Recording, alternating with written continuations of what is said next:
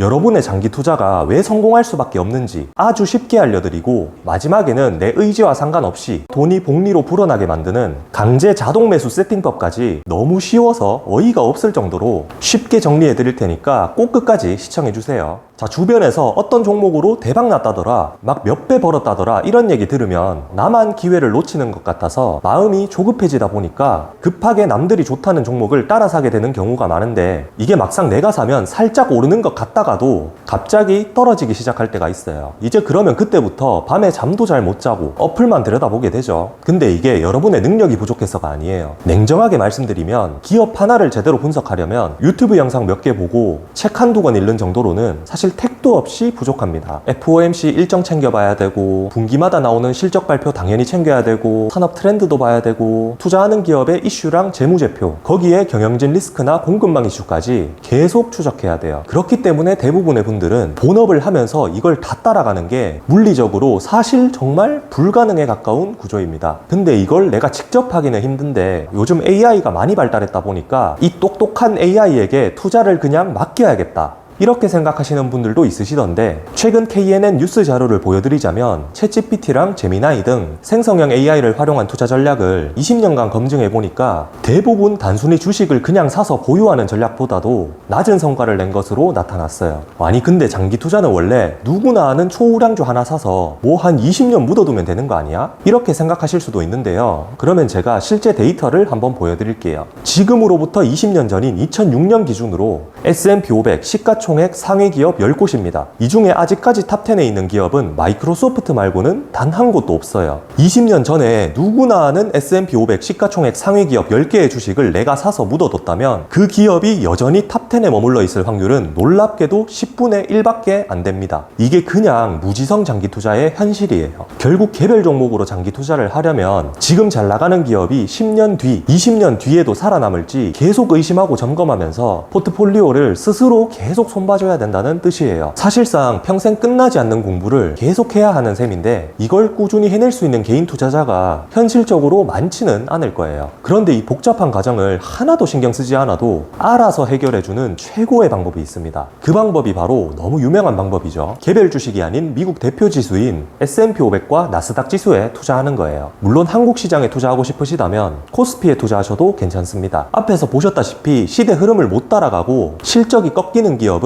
지수에서 자동으로 빠지고 그 자리에 지금 가장 잘 나가는 기업이 계속 새로 들어와요. 즉 내가 어떤 기업이 뜨고 질지 밤새 분석하지 않아도 지수 시스템 자체가 알아서 최신 상태로 업데이트해주는 구조라는 거죠. 내가 이 지수 자체를 통째로 사서 들고 있으면 굳이 내가 본업도 바쁜데 기업들을 어렵게 분석하고 AI에게 맡기고 뭐 전문가에게 맡기고 이럴 필요도 없이 그 시점 미국의 대표 기업들이 내 자산을 대신 굴려주는 셈이 되는 거예요. 실제로 S&P 500이랑 나스닥 지수는 지난 수십 년간 닷컴 버블, 글로벌 금융위기, 코로나 같은 큰 위기를 겪으면서도 결국에는 정고점을 회복하고 올라가는 흐름을 보여왔습니다. 당시에는 차트를 보면 내릴 때는 정말 끝없이 내려갈 것 같고 오를 때는 끝없이 올라갈 것 같지만 실제로는 그렇지 않고 오르락 내리락을 반복하면서 결국 이 최저점이 꾸준하게 올라왔다는 거예요. 근데 여기서 확실하게 짚고 넘어가야 할 사실이 있습니다. 시장 지수의 수익률과 그 지수에 실제 투자한 사람의 수익률은 다릅니다. 이거는 제 개인적인 의견이 아니라 자산운용업계 리서치에서 매년 나오는 내용이에요. 미국의 리서치 기관 달바가 매년 발표하는 QAIB라는 투자자 행동 분석 보고서를 보면 최근 수십 년 구간을 기준으로 S&P 500 지수 자체의 연평균 수익률과 같은 기간 실제로 지수 펀드에 투자했던 개인들의 평균 수익률 사이에는 매년 꾸준히 격차가 존재해왔습니다. 이 QAIB 리포트를 보면 항상 비슷합니다. 시장은 벌어주는데 그 시장에 들어간 사람은 시장만큼 못 가져간다는 거예요. 즉 시장 지수가 우상향한다는 것과 내 계좌가 우상향한다는 것은 사실은 별개의 문제라는 거예요. 왜 이런 차이가 생길까요? 뭐 ETF 수수료가 문제일까요? 아니면 지수 자체가 문제일까요? 아닙니다. 진짜 원인은 이 지수도 ETF도 아니라 차트를 보면서 매번 개입하고 싶어지는 우리의 심리예요. 우리나라에서도 유명한 생각에 관한 생각이라는 명절을 쓴 행동경제학자 데니얼 카너먼 교수가 정리한 프로스펙트 이론을 보면 사람은 같은 금액이라도 이득과 손실을 볼 때 심리적으로 전혀 다르게 느낀다고 나오는데, 관련 연구들에 따르면 손실로 느끼는 고통이 같은 크기의 이득으로 느끼는 기쁨보다 약 2배 이상 크게 느껴진다는 결과가 나옵니다. 이걸 쉽게 말하자면 계좌에 1,000만 원 수익이 났을 때 느끼는 기쁨이 100이라면 반대로 1,000만 원 손실이 났을 때 느끼는 고통은 그것의 2배인 200 정도로 느껴진다는 거예요. 분명 똑같은 금액인데 말이죠. 우리는 이런 공포심 때문에 판단이 흔들리기 쉬운데요. S&P 500의 지난 100년 정도 역사를 보면 고점 대비 10% 이상 조정이 오는 구간은 거의 매년 한 번꼴로 있었고, 20% 이상 빠지는 큰 하락장도 몇 년에 한 번씩은 반복적으로 있었습니다. 즉 20년, 30년 장기 투자를 한다면 이런 조정장과 하락장을 여러 번 겪는 건 사실 굉장히 자연스러운 과정이라는 거예요. 이성적으로 보면 하락장은 우량 기업을 평소보다 싸게 살 수 있는 구간이에요. 근데 인간의 뇌는 손실 공포에 더 크게 반응하니까 하락장이 올 때마다 어플을 열어보면서 멘탈이 흔들리기 쉬워요. 그리고 여기에 증시 버블 붕괴, 경제 위기 시그널 같은 자극적인 유튜브 영상들까지 보게 되면 불안이 더 커지죠. 그래서 통계에 나오듯이 많은 분들이 오래 못 버티고 가장 안 좋은 시점에 팔아버리는 경우가 생기는 거예요. 결국 장기 투자가 어려운 진짜 이유는 주식시장의 문제가 아니라 자산이 우상향하는 과정에서 필연적으로 오는 하락 구간을 내 의지만으로 버티려고 하기 때문입니다. 그래서 우리는 실패하기 쉬운 내 의지를 믿기보다는 애초에 흔들릴 필요가 없는 시스템을 만들어두는 게 훨씬 더 현실적인 방법이에요. 제임스 클리어의 아주 작은 습관의 힘이라는 책을 보면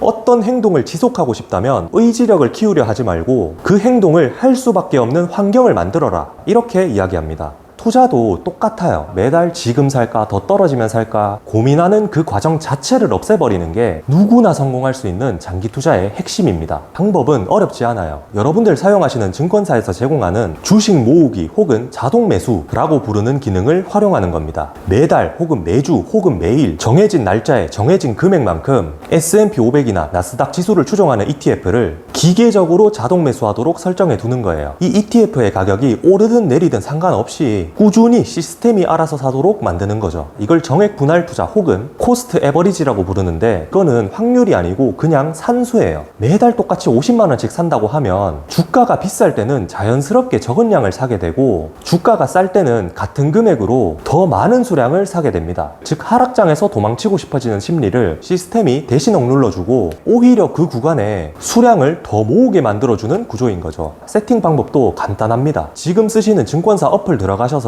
주식 모으기 또는 자동 매수 메뉴를 찾아서 원하는 지수 ETF를 지정하고 한 달에 10만 원이든 50만 원이든 자동으로 매수되게 걸어두시면 됩니다. 단 주의하실 점이 있는데, 미국 시장에 상장된 IVV, QQQ 같은 ETF들은 바로 매수를 하셔도 되는데, 한국 시장에 상장된 미국 주식형 ETF들은 절대로 일반 계좌에서 매수하시면 안 되고 꼭 ISA 계좌를 활용하셔야 됩니다. 아시겠죠? 해당 부분에 대해서는 제 채널에 이 영상을 보시면 자세히 설명이 나와 있으니까 이게 무슨 말인지 잘 모르겠다 하시는 분들은 꼭 시청해 보시길 바랍니다. 자, 여튼 이렇게 주식 모으기를 통해서 자동으로 매수가 되게 세팅만 해두면 여러분이 어려운 책들 보면서 공부할 필요도 없고, 낮에 열심히 일하고 나서 밤에 피곤한데 또 시간 내가지고 기업을 분석할 필요도 전혀 없어요. 말 그대로 정말 너무 쉬워서 어이가 없을 정도로 간단한 방법입니다. 근데 이렇게 간단한 방법으로 투자를 해도 정말 투자로 돈을 벌 수가 있을까? 이런 생각이 드시는 분들도 계실 텐데, 그럼 같이 한번 계산해 보시죠. 2026년 6월 30일에 공시된 S&P 500 ETF 중 IVV를 기준으로 설명드리자면, 이 IVV의 지난 10년간 연평균 수익률이 15.44%거든요. 근데 이걸 원래는 조금 더 높지만 그냥 계산하기 쉽게 좀 낮춰서 15%로 가정하고 매달 50만 원씩 10년간 투자를 하면 얼마가 될까요? 10년간 총 투자 금액은 6천만 원이고 최종 자산은 1억 4천이 됩니다. 근데 여기서 10년을 더 투자해서 20년을 투자하면 얼마가 되냐면 원금 1억 2천에 최종 자산 7억 600만 원이 되고요. 여기서도 10년을 더해서 30년을 투자한다면 원금은 1억 8천인데 자산이 29억 9,900만 원, 약 30억이 돼요. 이게 복리예요. 그죠? 근데 만약에 내가 이렇게 매월 투자를 하는 게 아니고 지금 당장 목돈이 예를 들어 한 1억이 있는데 이 1억을 15% 수익률로 묻어두면 얼마가 될까요? 10년이면 4억 4백만 원이고요. 20년이면 16억 3,600만 원, 30년이면 66억 2천만 원이 됩니다. 근데 만약에 40년 하면 어떻게 되나요? 1억이 267억 8천만 원이 돼요. 여러분 진짜로 이렇게 매년 15% 이상의 수익률을 꾸준히 올릴 수 있는 분이 아니라면 지수 투자는 꼭 하셔야 됩니다. 아시겠죠? 그 너세니얼 호손의 데이비드 스완이라는 단편 소설이 있거든요. 거기에 보면 이 데이비드 스완이라는 청년이 가난하고 애인도 없는 뭐 그런 딱히 볼품이 없는 평범한 청년인데, 이 청년이 한날 일자리를 찾아서 옆마을로 가려고 마차 정류장에 가는데 이 마차가 한참 뒤에 온다는 사실을 알고 아무도 없는 그 정류장 뒤에 있는 아주 큰 고목나무 밑에서 낮잠을 한숨 자게 됩니다. 그런데 그때 이 정류장을 지나가던 귀족 부부의 마차 바퀴가 빠져버려요. 그래서 이 마차를 끌던 인부들이 마차를 고치는 동안 이 부부가 정류장에 앉아 있다가 고목나무 밑에서 잠을 자고 있는 데이비드 스완을 발견합니다. 그래서 이 귀족 노부부가 자고 있는 데이비드 스완을 조용히 바라보는데 얘가 너무 잘 자는 거예요. 그리고 얼굴을 자세히 들여다보니까 몇 년 전에 죽은 이 노부부의 아들과 굉장히 닮아서 부부가 소름이 돋습니다. 아, 어쩌면 이 아이는 하늘이 우리에게 다시 보내준 아이가 아닐까, 이런 생각까지 하면서 이 남편과 아내가 이런 대화를 나눕니다. 이 청년이 잠에서 깨면 우리의 모든 자산을 이 청년에게 주고 이 청년에게 우리 애한테 못해줬던 것들을 전부 해줍시다, 이렇게 말을 나누고 나서 자고 있는 데이비드 스완을 계속 쳐다보는데 이 데이비드 스완이 아무리 보고 있어도 깨어날 기미가 없이 너무 잘 자는 거예요. 그러다가 이 마차를 고치던 인부가 마차를 다 고쳤으니까 이제 가야 된다고 말을 하고, 이 부부는 곤히 잠에 빠진 청년을 깨우지 못하고 결국 떠나게 됩니다. 그리고 나서 이번에는 옆마을에 아까 그 부부와는 다른 부르주아 집안의 굉장히 아름다운 소녀가 이 고목나무 아래에서 자고 있는 데이비드 스완을 발견하고 얼굴이 빨개집니다. 왜냐하면 이 데이비드 스완이 이 소녀의 이상형이었던 거예요. 그래서 이 소녀가 옆에 앉아서 가만히 데이비드 스완을 쳐다보고 있는데 갑자기 이 데이비드 스완의 코에 벌이 한 마리 날아들어서 앉습니다. 그러니까 이 소녀가 혹시나 이 자고 있는 청년이 벌에 쏘일까 싶어가지고 벌을 쫓아내기 위해서 나뭇가지를 들고 와서 막 휘저으면서 벌들을 다 쫓아내요. 그리고 나서 이 소녀는 다시 고목나무 밑으로 와서 자고 있는 데이비드 스완의 모습을 보면서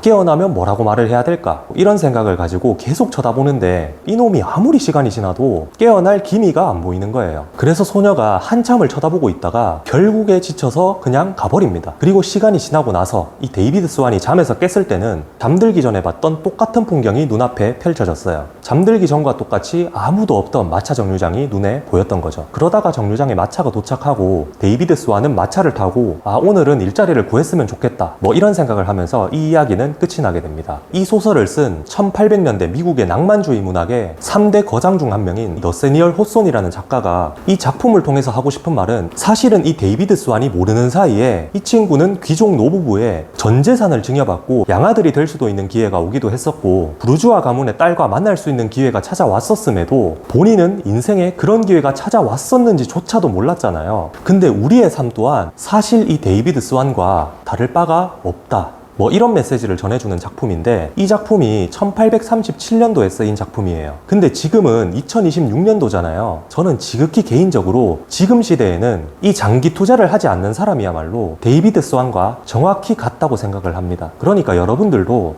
이 친구가 그냥 좋은 말 해주네, 이렇게 넘기지 마시고 지수 투자 안 하고 계시다면 꼭 시작하시고 샀다 팔았다 이거 절대로 하지 마세요. 아시겠죠? 여러분, 기회는 언제나 우리 곁에 있습니다. 다만 고목나무 밑에서 잠이 든 데이비드 스완처럼 이때까지는 우리가 인지를 하지 못했을 뿐이에요. 오늘 이 영상을 여기까지 보신 여러분들은 명확하게 인지를 하셨으니까 오늘 배운 거 제발 그냥 넘기지 마시고 꼭 활용하셔서 장기 투자 다들 꼭 성공하시길 바랍니다. 네, 영상 끝까지 시청해 주셔서 감사합니다. 행복한 하루, 최고 하루 되시고 저는 다음 영상에서 뵙겠습니다.